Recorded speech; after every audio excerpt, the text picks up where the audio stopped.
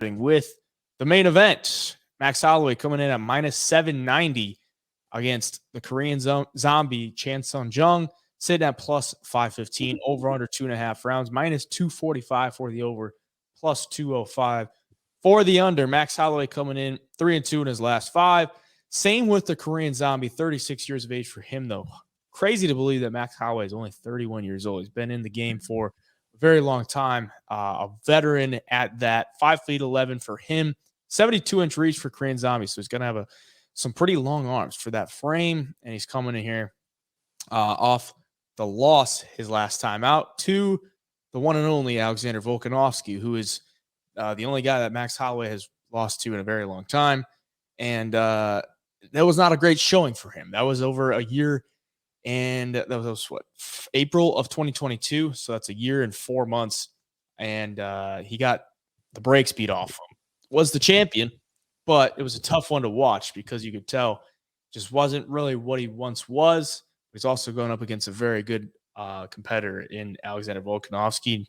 He took a beating in that one, and he was the Korean zombie, the vintage Korean zombie, where he's just getting hit, but he's still staying in there. But before that, I mean, we all know his fighting style. He wants to keep it on the feet. He does have some solid grappling, but for Max Holloway, always wants to keep it on the feet as well. He's going to throw a lot at you as far as the volume goes. His last time I was against Arnold Allen, we were there in attendance at UFC Kansas City, and it was just the vintage Max Holloway performance. These are two veteran guys going at it. Who do you think is going to come out with the victory? Are you taking Korean zombie? You're even looking at it.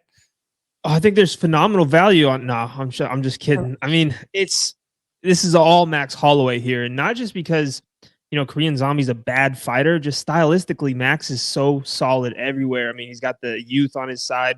Korean Zombie used to be a phenomenal fighter, but I think it's just he's at this point in his career where this is probably going to be his last fight in the UFC.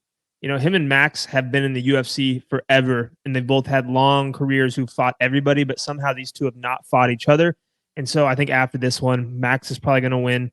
I'm going to call by decision, but I think the Korean Zombie hangs it up after. For Max Holloway, though, like you mentioned, he's only lost to Volkanovski.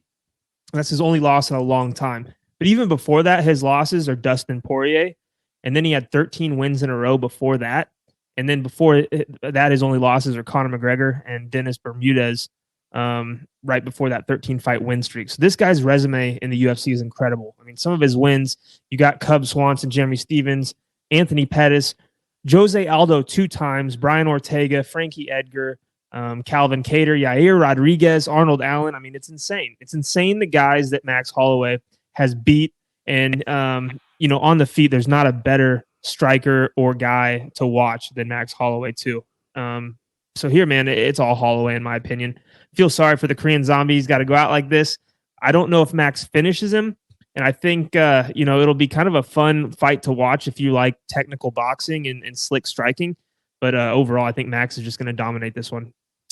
Yeah, I thought Korean Zombie was probably going to be done. It was looking like they were going to try and make a card over in South Korea early in the year. That was like the February card.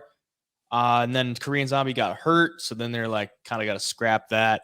They ultimately landed the fight card that was supposed to be in South Korea to the Apex. And that's when they ran that show that was like super late at night. I think it started at like midnight or something. So they were giving him that opportunity to like fight in his region of the world. That was probably going to be his last fight. And then he was kind of just an unknown. And now they're giving him a card in Singapore. And they're like, well, who do you fight at this point? I mean, if you want to fight Max Holloway, he kind of called him out after his last fight. He was like, that's one that I haven't fought him yet. We probably should have fought each other by now. So Korean Zombie like signs up to do it. I think it's pretty much just like, all right, this will be a fun fight to end my career on, win or lose.